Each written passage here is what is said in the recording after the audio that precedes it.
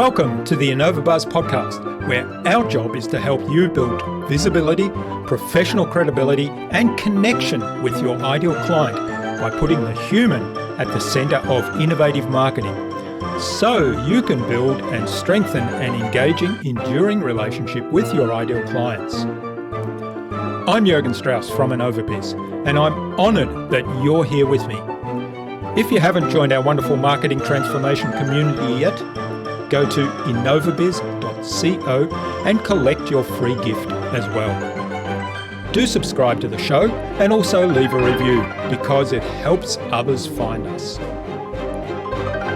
Let's get into today's masterclass on this InnovaBuzz podcast.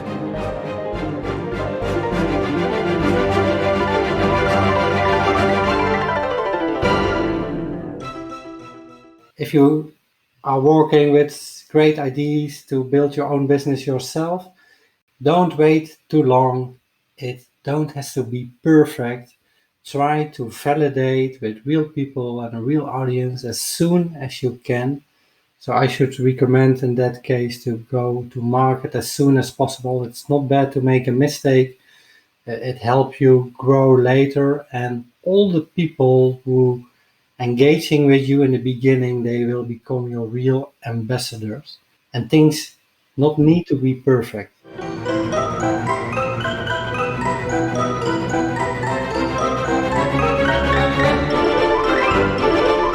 Welcome back. I hope you've had an awesome week so far. If you haven't yet listened to my recent conversations with co-founder, the Self-Discovery Techniques and the Life Mastery Process, Susan James, and with leadership and business development coach Stephen Barkley, then do go check them out. But stay here and listen to this conversation first. I'm really excited today to have on the InnovaBuzz podcast as my guest, Stefan Smulders. He's a SaaS entrepreneur. He's co-founder of XFamily, the world's safest software for LinkedIn automation. XFamily is an organization that he bootstrapped to a $6 million recurring revenue company in just 17 months. Their software is a cloud platform designed to make automated outreach in LinkedIn safe. In other words, recognized by LinkedIn as the good guys by using random delays, by message frequencies, by messaging limits, and much more behind the scenes under the hood to make sure it works perfectly within LinkedIn guidelines. In our conversation today, Stefan talked to me about key approaches to effectively connecting with the right people on LinkedIn. He described how to do smart searches on LinkedIn, and we talked about the importance of good customer onboarding and support. Without further ado then, let's fly into the hive and get the buzz from Stefan Smulders.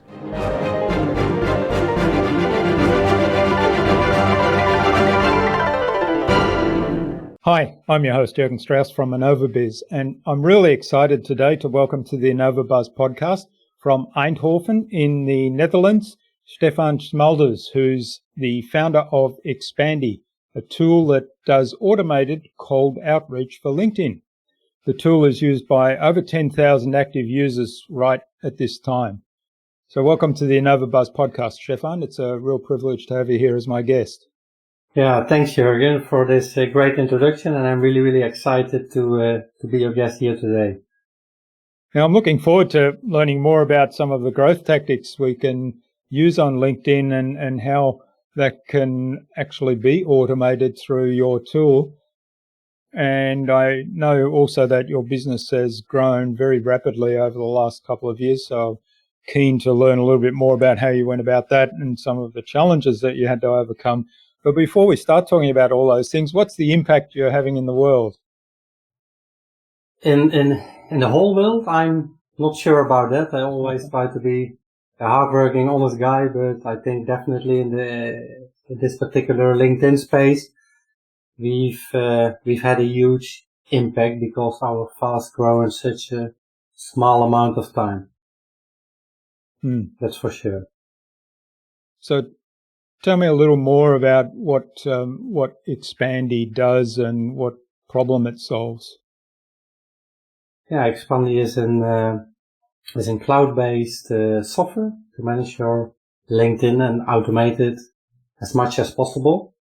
It's a bit of an interesting space because there are a lot of competitors in the market as well, and I guess more than 400 third-party apps which can automate some repetitive tasks on LinkedIn.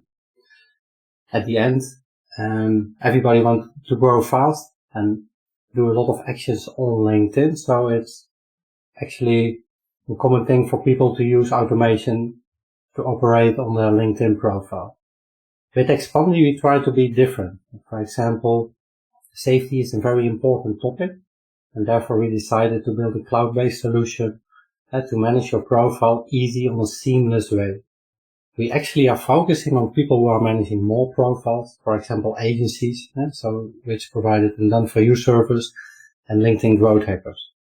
We tried to build in all the features you need to build the best strategies. So it's actually more than just connecting with people, but the strategies behind will become more important than ever before because a lot of things are changing on LinkedIn. And we saw for the past years that people were used to doing outreach in a certain way, but they were always focused on putting in a lot of people into a campaign and try to approach as many people as possible. And with such kind of approach, there will always be an outcome, but it's maybe not the best way on a strategic level to move forward, especially not because LinkedIn is growing so fast. I think at the moment they have more than 750 million users on their platform. So that means that a lot of people are approaching each other. And if everybody's doing that on the same outdated way, and then the results will be not that great. So one of the largest and biggest challenges LinkedIn has at the moment is reducing the spend. Because people go to Google, they find LinkedIn message templates, they use it themselves to copy it, and they approaching people. But people on the platform receiving such amount of similar messages, and therefore they are not working that perfectly anymore. So it means that LinkedIn's answer on all the things which are happening seems to be a bit of a more to reduce all these kinds of messages in terms of numbers. They pop up with new kind of limitations and restrictions in terms of the amount of messages you can send. So it means therefore that the strategy behind will become more important than ever before to survive your outreach on LinkedIn. And I think people have to come a bit more out of their comfort zones and seeing LinkedIn automation not as a numbers game anymore, but try to adopt new strategies which bring actually better results and where it's not needed to approach as many people as before. That's a bit of, in my opinion, what actually is going on in our world. Yeah. So in terms of reaching out to someone on LinkedIn, I mean, there's, I've had lots of experiences where people reach out with a standard request for connection, and it's just the default one. So they've just hit the connect button. Maybe they've got a way of automating that, and they might have hit that connect button for 10, 20, 100 people, I don't know, and I'm one of them. And then I pretty much don't react to anything that doesn't have at least some sort of personal message there. But even with personal messages, like you say, people use templates, and sometimes then I get the follow-up that says, oh, great that you connected, and I have this fabulous product, maybe you'd like to buy it. So, straight into sales mode without even having a conversation with me whether or not I have a need for whatever it is they're selling, or whether I'm interested, or what it might be. So what's your advice in terms of an approach on LinkedIn, first of all, regardless of the tools we use, the approach on LinkedIn, when we're looking to connect with somebody, how do we do that? How do we go about that strategically? Yeah, I think to start with optimizing your LinkedIn profile and make it a bit more attractive than average profile, that's actually the best thing to start with. Because as you mentioned as well, the first thing people do if they shoot over a connection request is of course reviewing the profile. So that it is a bit of a more clear what you exactly provide as a service and how you can help people. So that's the first thing I should spend time on, to optimizing the LinkedIn profile. And from there, it's actually more about defining the audience. Instead, what I saw that people were doing a lot of times is just running a simple sales navigator search based on a job title and maybe a location. And thousands and thousands of people will pop up which match these two single criteria. But that's not enough anymore. You have to define your target audience on a much more smarter way. And for example, there are tons of opportunities on LinkedIn to do it a bit more in depth. One of the most successful things I've used myself with our team to define a target audience is actually searching on your timeline by hashtag for specific and interesting content topics which match your business proposal. And then you will see that LinkedIn is full of interesting content from influencers, from competitors, from colleagues, but also from companies who are trying to post a lot of valuable information about topics which are related to the ones you offer as well. And if you find a post with a lot of engagement, so actually people who are liking or commenting on such a specific post, then you can use these ones in the basic to create an audience, because of the simple fact that these people already engage with a post about a topic which match your criteria as well. It could be very easy to engage with them. Hey Jürgen, I just saw you also liked the post of Stefan about growth tactics. It would be awesome for me to share ideas around such kind of a topic. That's much of a more friendly, personalized approach. Yeah, I'd like to starting a conversation, isn't it? Yeah, and that's what is at the end all about.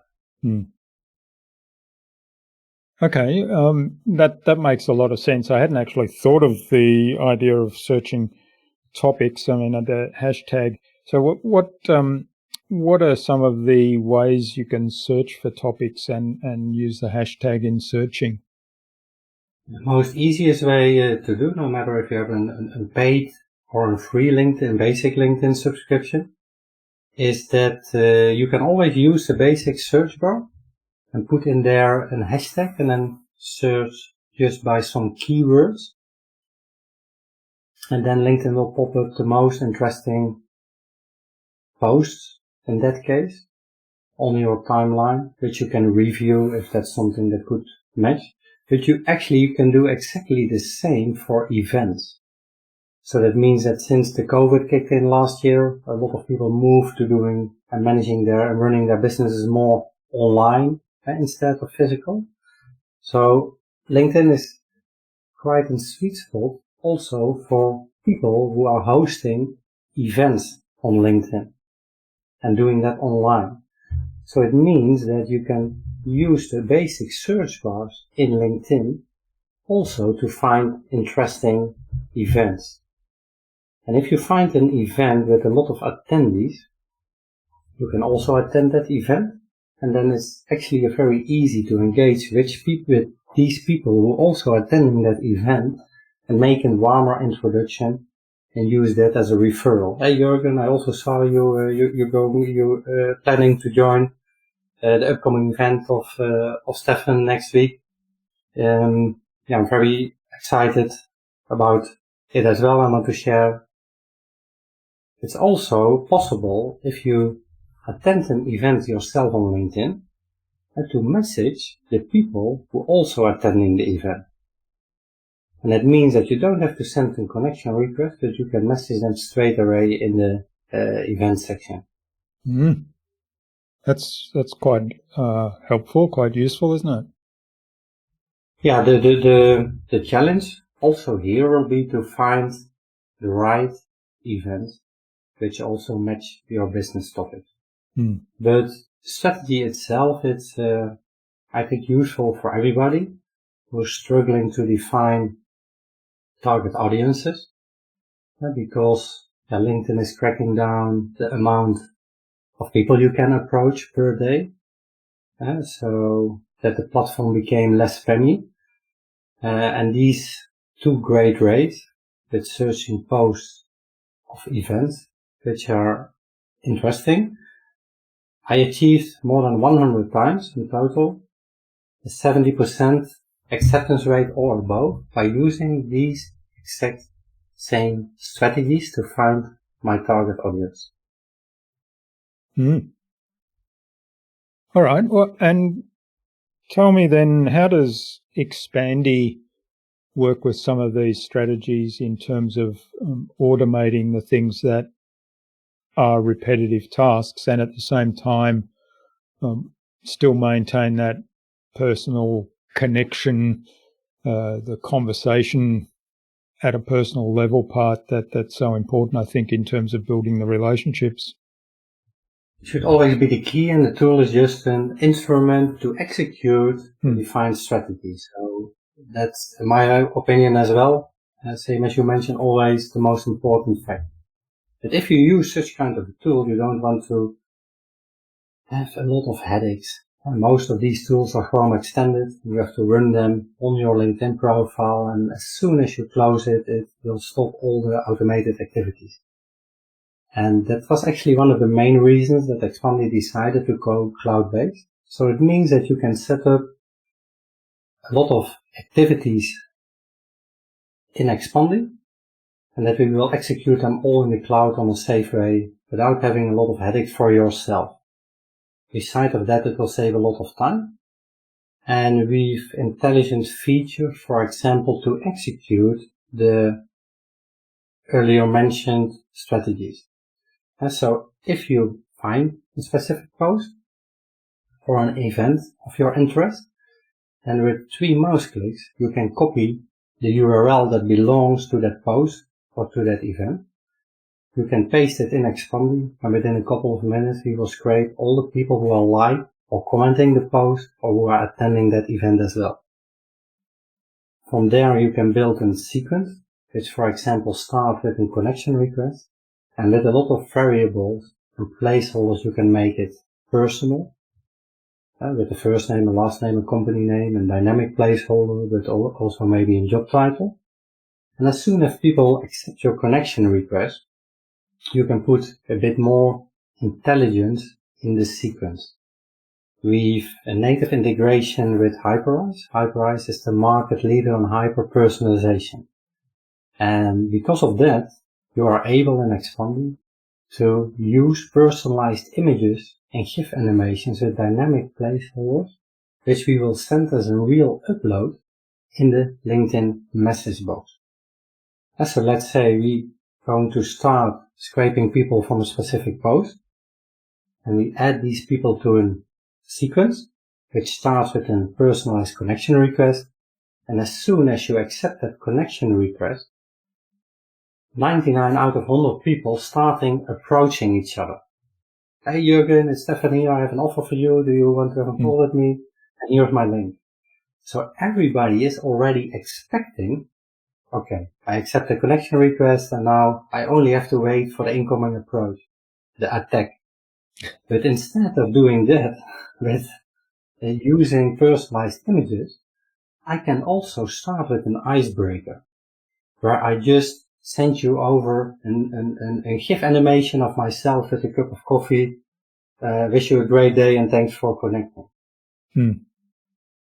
and where we also use in the image placeholders with your first name or maybe your profile image on the cup of coffee.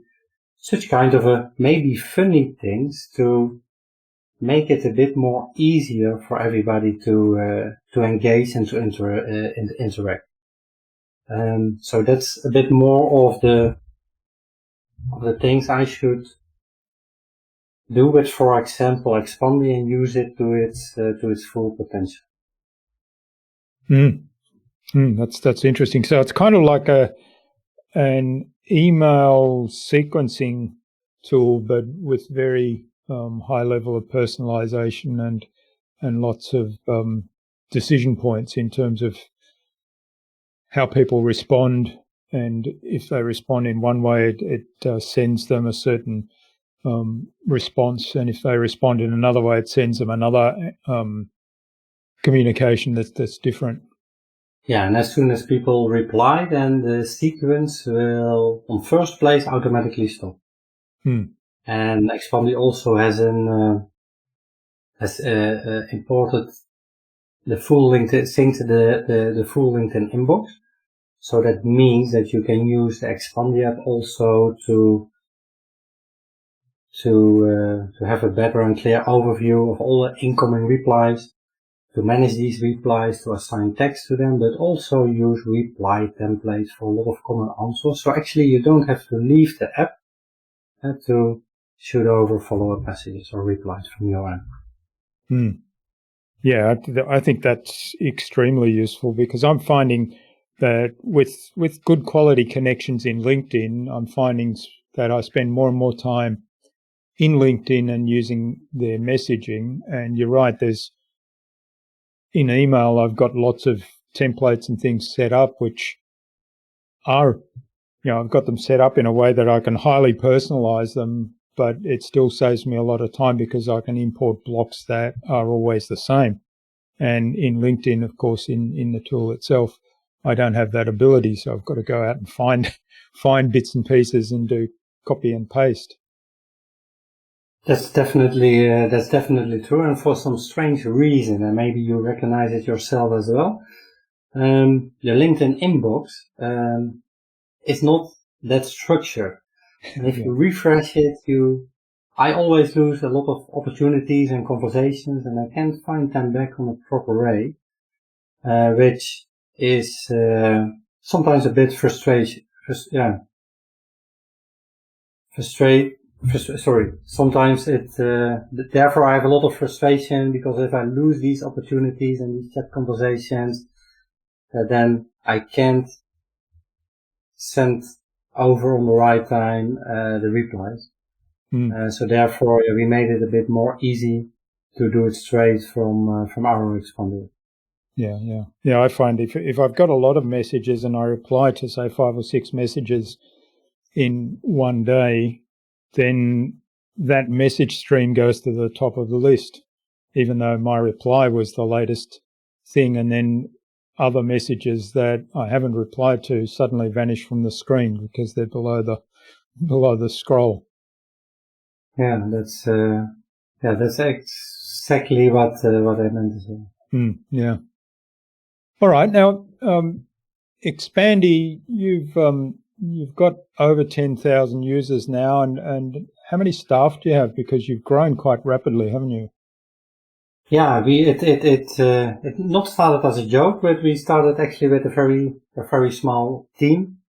In the beginning, I shared the ID with my technical co-founder Glenn, and we were in total with 3 other colleagues on the development side. So we started with 6 people to build this amazing product.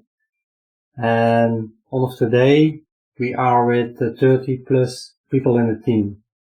So besides of the fast growth, there are also a lot of things changing in terms of structure and processes, and trying to bring the company from a startup to a structured scale-up.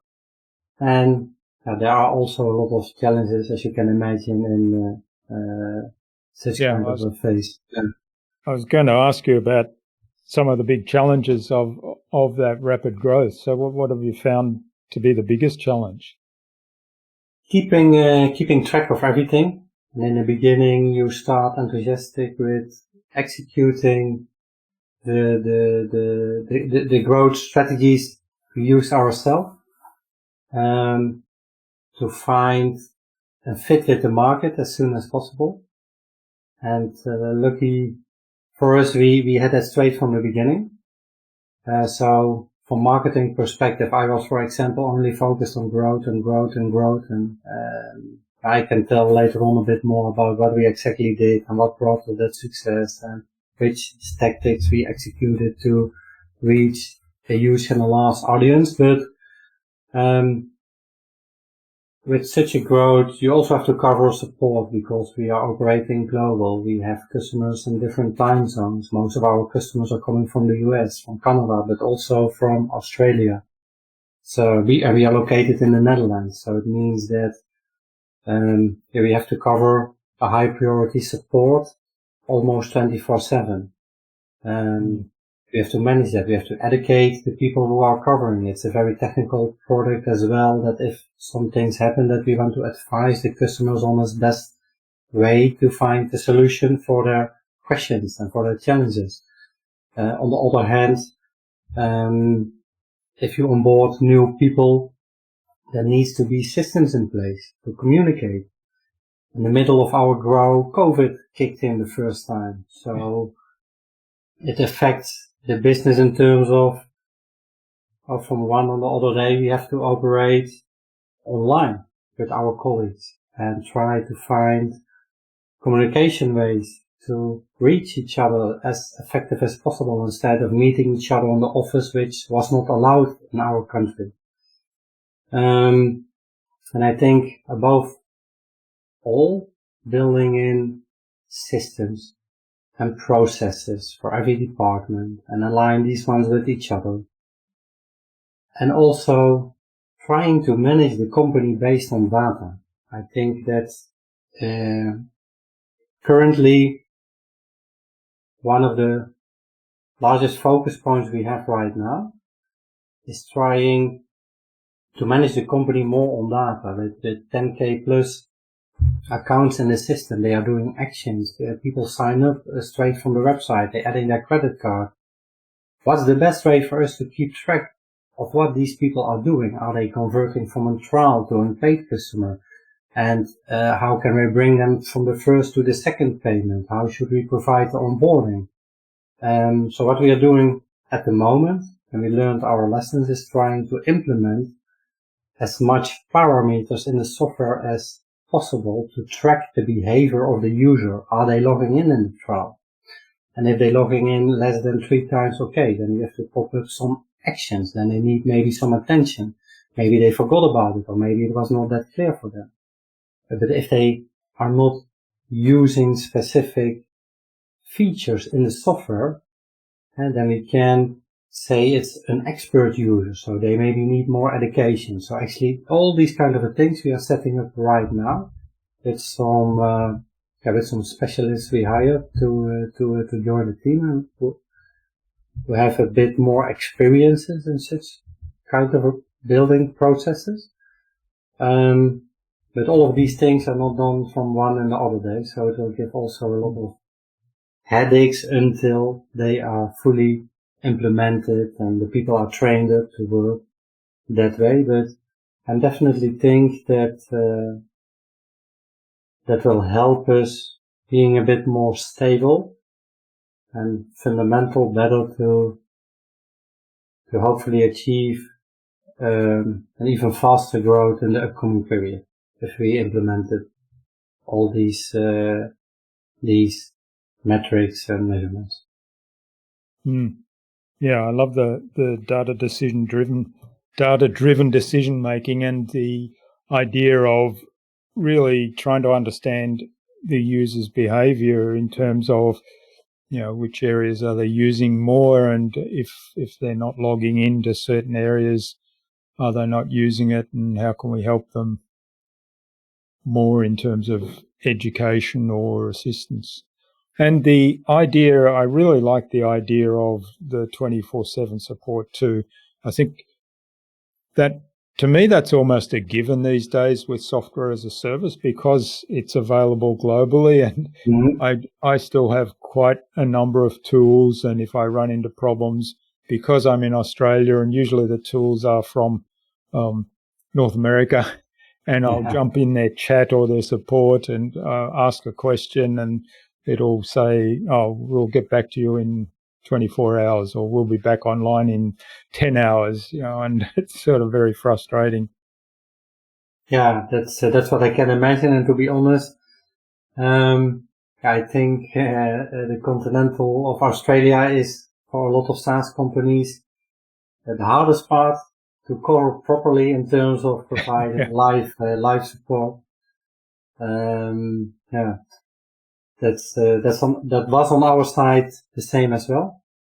Therefore we try to go next level with tracking behavior and building automated actions based on that, and do a better onboarding, and set up as a next step an academy to make people actually a better user on LinkedIn, and try to explain them, because of all the changes, what's going on LinkedIn, that the strategy is needed. So we have to educate them from the beginning that it's not about putting people in a campaign and clicking on an enter button and just waiting for somebody who's reply. Because the more people you put in, there will always be an outcome. But then it's actually a numbers game.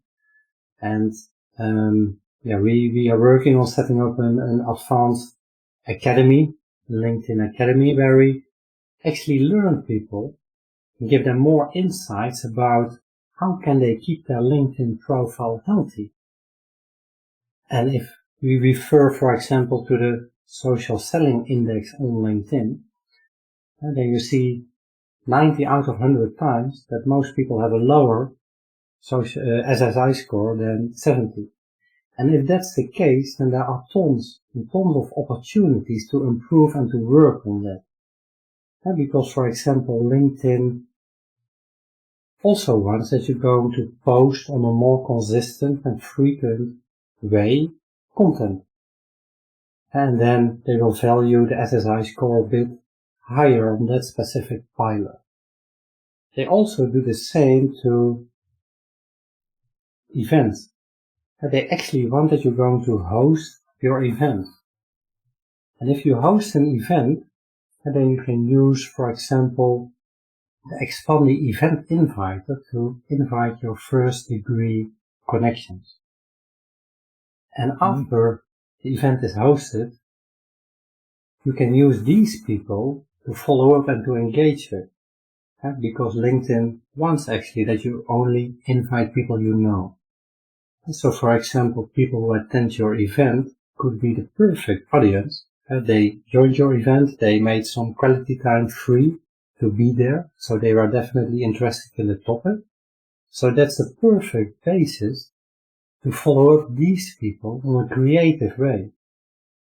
So we all have to come a bit more out of our comfort zones and try to interrupt the usual patterns we were used to use on a certain way for many, many years. And LinkedIn is blocking that, and they actually say, okay, if you want to stay on the platform, then you have to make sure that your LinkedIn profile is healthy, and not only focusing anymore because of these limitations in terms of numbers you can send, to try to use LinkedIn on a different way. And I think that will be the new situation. But because of the simple fact that everybody was used to do it that way, they are seeing that, hey, LinkedIn is cracking down, hey, my business is cracking down. But actually that's not the case. You only have to use it on a different way. And it's a challenge for a tool like XFamily to build in the features which will help you to use XFamily as a content calendar, and to work on your posts and to do that on a consistent way. So that are actually things which are in development on our side, but also features to engage more with people instead of approaching them straight away. I think if you're first going to visit a profile, and if you set a trigger that if somebody's visiting back, that you want to follow that person, or first like a specific post. And with a dynamic placeholder, mention something about that post in a connection request you send later on. It means that you will use it on a more friendly way that people can decide, okay, hey, Stefan, he's watched my profile a couple of times. He's liking my post, and afterwards he's going to follow me. Then he sent me a connection request. I was very impressed, Jürgen, by your latest post. I saw a lot of engagement on that one, and that decided me to follow you. I'll keep on going, and I hope to learn a bit more from you. I think that will definitely help to use it on the way LinkedIn wants you to use it. Yeah, and in some ways, to me, it's coming back to how we would be in a real life kind of meeting, right? It's the first step is we say, well, let's have a conversation and see if we like one another and see if we've got something in common, and then it might be, well, hey, let's schedule a time to have a coffee or a meeting to explore this some more, and then from there, then it might lead to something beyond that. So it's a step-by-step thing. It's not straight away, hey, I've got something to sell and do you want to buy it? Yes, I totally agree. And it's definitely true that unfortunately too many people did it the old way. And maybe it's normal. We can't blame that. So therefore, it's all about education and sharing content and trying to provide value or give people ideas how they can do things in a different way with examples. So yeah, that's for sure a fact. All right. Well, it's been great to learn a little bit more about Xpandy and your philosophy around LinkedIn and how Xpandy helps actually implement those strategies and make it easier to do some of the repetitive steps as well. I think it's a good time now to move on to the Buzz, which is our innovation round, and it's designed to help our audience who are primarily innovators and leaders in their field with some tips from your experience. So I've got 5 questions. Hopefully you'll give us some really insightful answers and inspire the listener to go and do something awesome today as a result of your answers. Yeah, let's go for it. Yeah. What do you think the number one thing is anyone needs to do to be more innovative? To be more innovative, I should say that listening to your customers and trying to create a community around your product or service to provide as many insights as possible. That is, in my opinion, or at least in how we are managing it at XFamily, we've created a central place, an enclosed Facebook group where everybody who has a love for XFamily is in there, where we try to engage as much with people as we can. And of course, we have great ideas ourselves, but if nobody will adopt these ideas, then they are useless. So we tried to create a huge family where everybody is actually a part of XFamily and is proud to use our tool. So people are also happy to share insights and ideas from user perspective, which we can use to build new features, which I also match with innovations. Yeah, that's wonderful. So making sure that the ideas that you have internally are actually helping customers in some way, and then listening to customers' feedback and building the community. Love it. Yeah, all the ideas we have in mind ourselves to validate them in the community with the people and ask them for feedback. Okay, we want to start working on some innovations. We want to prioritize them. Can you help us, for example, which ones would make the most sense for you right now? Yeah, I love it. All right, now the best thing you've done to develop new ideas. To develop new ideas. I actually we built XFamily because I was managing a LinkedIn agency myself. And I've used all the tools out there in the market, which at the end gave me a lot of headaches because, for example, they were Chrome extended. They were not that safe to use and you got your profile on the line. And they did not have the features in it, which helped me operate as a LinkedIn agency on a smooth and seamless way. At the end, actually for my own frustrations, I shared everything with my technical co-founder Glenn. He had at that time 103 connections. And he just told me, let's build our own tool where we try to solve the problem about safety and to make it in the cloud. And besides of that, putting in all the features you need from agency perspective. So I should say that if you can solve a problem, that building an innovation, that definitely is one of the best starts. Yeah, I love it. And so you're your own ideal customer to start with. And so you had a really clear idea of the problem and what you'd like the solution to look like. Yeah, you know what it is? It is, I've built other softwares in the past as well. And some of them were nice to have. And they were not always that needed. And I found out in comparing to what we did with XFamily, is because people are making real money with it. They're approaching people, they're booking appointments, and they can't miss this software. It's a must have. And as soon as you know that you have built a must have software because you really solve a problem, then that's one of the best starts, in my opinion, to make it a success. Yeah, so you become indispensable. That's what you try to achieve. All right. Apart from Expandy, is there another favorite resource you have that you use most often? In terms of tools, you mean, or knowledge? Yeah, it could be tools or software. It could be some other resource. Yeah, for sure. We use a lot of tools, and I think one of my favorites to actually connect the dots and bring data over from one to another place is Zapier. Are you familiar with Zapier? Yeah. I'm a user of Zapier and big fan of it. Yeah, me too, definitely. Yeah. So that's I think my number one favorite to.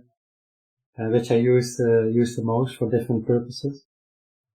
Yeah, just for those that may not be familiar with it, it's basically a service that allows you to connect different bits of software so that, for example, it might be, we've been talking about LinkedIn, it might be that somebody sends you a message on LinkedIn and you can set up a little sequence in Zapier that will then send you an email or maybe send you a text message saying that you have received a message on LinkedIn. So that's just one example.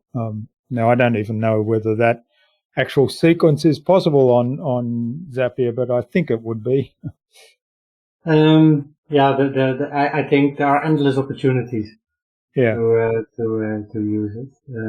Yeah, one that I use, which is actually related to what we've been talking about, is if somebody books in. So I have a booking link on my website for a get to know you chat of 15 minutes. If somebody books in that link, I've got a Zapier set up that will then set them up inside my video platform, and it will send me a reminder saying, respond to this person by video. So I will get that on my mobile phone, and I have the app on my mobile phone to record the video. So I will get that pretty well immediately and can send that person a video, say, hey, I'm looking forward to having our conversation. That's very useful way to use it the way you suggested. Interesting. And I think very helpful as a reminder, right? Yeah, that's right. All right. Now, what's the best way to keep a project on track when you're working on something as big as building Expandy or bringing together the teams or building the onboarding sequence for your clients? The most interesting thing is that I'm not a coder myself. I can turn my computer on, but I have two left hands, and I'm not that technical, to be honest. But I know that my co-founder and all our developers, they are using Jira as a ticket system. We're using Intercom to communicate with our customers on different ways, to help centers, for live chat, and a lot of more things in terms of follow-ups per email and sequences. We use Discord as the number one channel to communicate along all the different departments. And we found out that that's for us the most structured in comparing to other tools such as Skype and to documentate things. And we use for the whole company Notion to build playbooks and projects. And I think so far that are besides CRMs as a pipe drive, in terms of processes and structure, that are the number one tools we use at the moment. So it's really important to have good communication across the different channels, a good ticketing system for support, and then having everything well documented. And what are your experiences yourself? Do you have suggestions or great experiences with other tools in terms of bringing tools together? Yeah, we use Slack in terms of the ongoing communication day to day. So we've always got Slack open, and we're talking across different locations inside of Slack. I'm still on Asana with project management. I sort of have I'm not entirely satisfied with Asana and never have been, but we've kind of so locked into it for so long and we're used to using it. I absolutely love Notion. So we've got all of our documentation inside of Notion, and I'm starting, like, new projects that we set up are all being done in Notion. So I can envisage at some point that we'll probably abandon Asana and move those things over to Notion. Yeah, we had actually exactly the same. We moved over from tools like, for example, Trello. Just some simple notes to Notion. But it's an art as well to build in their real structure. But as soon if that's done and it's available, then it's actually also very easy to use from my experiences so far. Once you get the hang of how it's set up, and learn the flexibility that it allows you to actually do, it never ceases to amaze me. And they're always developing new stuff. So the one that I'm really excited by at the moment is the synced blocks. So you can have a global block across the entire Notion site, which is really great for checklists of processes, for example. So you have one standard checklist, and it doesn't matter where it gets changed, it changes across the board. And then, if you use it as in the project, you just unsync that instance of it, and then it becomes a standalone checklist for that particular project, and you can track what's been done in that project. That's a great tip. I did not discover that myself, but I will definitely share it with my... It's fairly new. All right. Well, the final question of the buzz round, we got sidetracked there a little bit on tools. So the final question is, what's the number one thing anyone can do to differentiate themselves? That's definitely an interesting question, but you mean in terms of product level or personality or growing a business? Well, anything really. Like you talked earlier about what makes Expandy different to some of the other products out there, and you talked about product features. So that's one level, obviously. But then in terms of the whole branding, so what makes Xpandy different to a other business, for example, or why are you different to another business owner? I'm always a friendly guy. No, that's I am, but that was just a joke. The LinkedIn automation market, it's a specific scene. It's not an illegal or forbidden by law, but LinkedIn is not always that amused with all the third-party ads which entering their platform, and that's already the case for many years. So, from the one hand, everybody wants to use it because they see all the potential and saving time. If you can do it the right way, it will also bring you a great result. But I found out that from my own experiences by using these kind of a tool, that it's always the most important part for people that it's safe. Because nobody wants to lose their profile, and on the other hand, everybody wants to use automation. That's one thing. The second thing is that, especially if you are managing other people's profiles from agency perspective, it's a very hard, and especially in the past, to catch up with a lot of our competitors in terms of, okay, I can reach by email or by a chat, but I actually even do not know who is behind that company or behind that software. I'm talking to an avatar. They're charging my card for thousands of dollars for all the accounts I bring in, but if I have a problem, I can speak with a founder or real people who are behind that software. And it was for me a bit of a frustration in the past that I thought, let's solve both of these problems as a main priority and use it from marketing perspective. So let's pronounce XFamily because of all the effort we put in the safety as world's safest solution. Because that was the number one problem for people. It needs to be safe. It needs trusted, especially because it's a bit of kind of a gray, a cat and a mouse game. So to give people the confidence that they're joining a family where everything is safe, and use the software without any problems, that's the way we decided to go. And the second thing we did is that we are hiding ourselves not for LinkedIn. If Bill Gates wants to catch me, I can hide myself under the table, but he will definitely find me wherever I am, right? So I thought, let's give it a more human touch. At the end, everybody can build features. Everybody can copy our features. Everybody can copy the approaches we try to execute. But nobody can copy our personal identity, where we show the extra love to our customers, where we show that we are real people, that everything is great, and that they can be proud to be part of joining XFamily. And these two differences, we try to differentiate ourselves, which brought us a lot of hypergrowth, because people were excited to dive with me as a founder in a call, and sometimes they were that surprised, are you the founder? Why are you here in this support call, for example?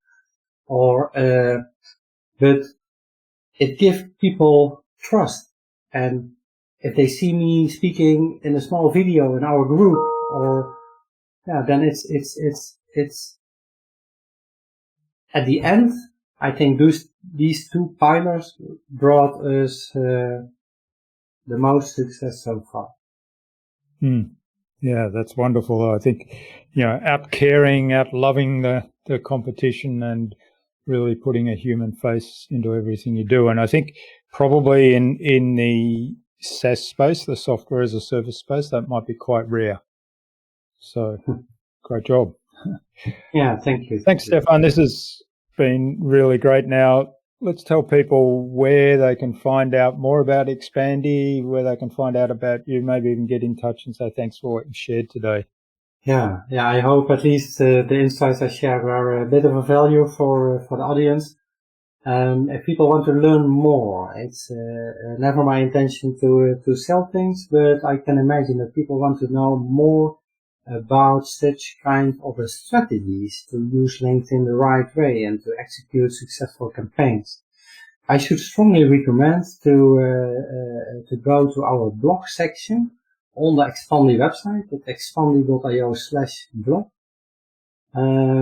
where it's full of in-depth, full with guides, with all different in-depth strategies, with examples, with tactics, how to connect the dots per guide on how to perform better on LinkedIn. So I think it's definitely worth it. It became in no time the CNN of LinkedIn lead generation, with more than 50k unique readers per month.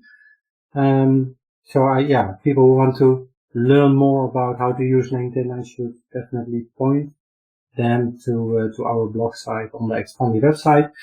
If people want to get in touch with me personally, that's possible for sure. The most easiest way for me to contact me is through Facebook. Just connect me, Stefan.Smulders83. Send me a friend request and shoot over a message, and I'm the most responsive over there. So feel free to catch up with me over there. Excellent. And we'll have those links in the show notes, and it sounds like there's lots of fabulous information and lessons that we can take away from your blog. So thanks for that. Do you have some parting advice for our listener today? I should recommend if you are working with great ideas to build your own business yourself, don't wait too long. It don't have to be perfect. Try to validate with real people and a real audience as soon as you can. So I should recommend in that case to go to market as soon as possible. It's not bad to make a mistake. It helps you grow later, and all the people who engaging with you in the beginning, they will become your real ambassadors. And things not need to be perfect. And I see too many times that all the founders are waiting until things are perfect, and then new competitors come ahead, and they actually never make it to go to market, for example. So I should recommend from own experience to do it as soon as you can, even if the product is not perfect, it is half. At the end, it's about you, the person behind the software, and the energy you put in, and the ability to engage with them and to try to solve problems. That's fabulous advice, and also, the level of transparency that you bring to that approach is also very important, I think. And as you said, that brings those early fans or early users on as ambassadors for the product going forward. All right, finally, Stefan, who else should I get on this show and why? I learned a lot myself from Ian Naylor. Ian is a very creative SaaS entrepreneur from the UK, and he's one of the co-founders of, I think, the number one tool in hyper-personalization, and that's called Hyperize. And that's actually great to do next level outreach through different channels and personalized landing pages. So this guy, I'm pretty sure he will give the audience tons and tons of practical insights, ideas, and values to bring your outreach to the next level. Great. All right. Well, we'll get an introduction to Ian from you, and that sounds fascinating. I was curious when you mentioned Hyperize before. I thought I'd need to dig into that, so it'll be great to speak to the founder. Yeah, I will make the introduction with love afterwards, for sure. Excellent. Well, thanks so much for sharing your time and your insights so generously with us today, Stefan. I've really enjoyed this.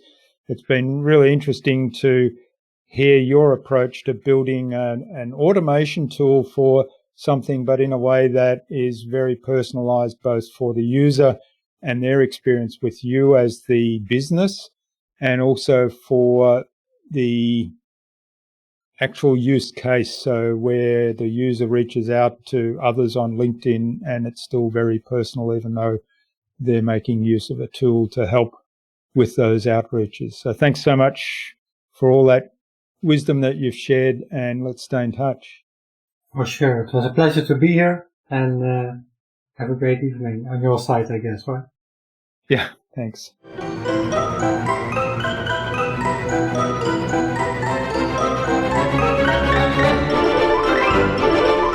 I hope you enjoyed that insightful and informative conversation with Stefan and took something away from his episode. I love Stefan's focus on the human connection around their software service and on their family of users. I'm curious to know what you took away from Stefan's episode. Leave a comment below the blog post, which you can find at innovabizz.co/Stefan Smulders. That is STEFAN SMULDERS, all lowercase, all one word, innovabizz.co/Stefan Smulders. You'll also find contact information there for getting in touch with Stefan, as well as links to the Expandy website, to Stefan's social media pages, and the other resources we spoke about in our conversation today. If you liked this episode, please share it with other people that it might help. Tag me in on that share and I will reach out to you with a special surprise thank you. Stefan suggested we have a conversation with serial entrepreneur Ian Naylor on a future InnovaBuzz podcast episode. So Ian, keep an eye on your inbox for an invitation from us to the InnovaBuzz podcast courtesy of Stefan Smulders.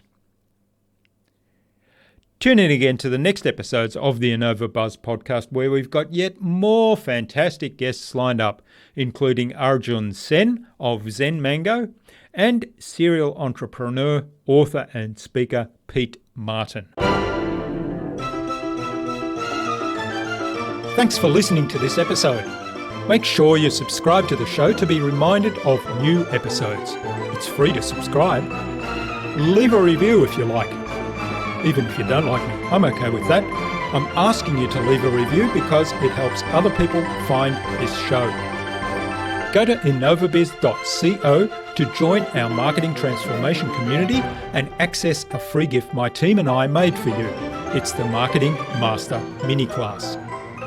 We want to give you everything you need to transform your marketing into a human-centered, relationship-focused growth engine. Until next time, I'm Jürgen Strauss from InnovaBizz. Remember, be awesome and keep innovating.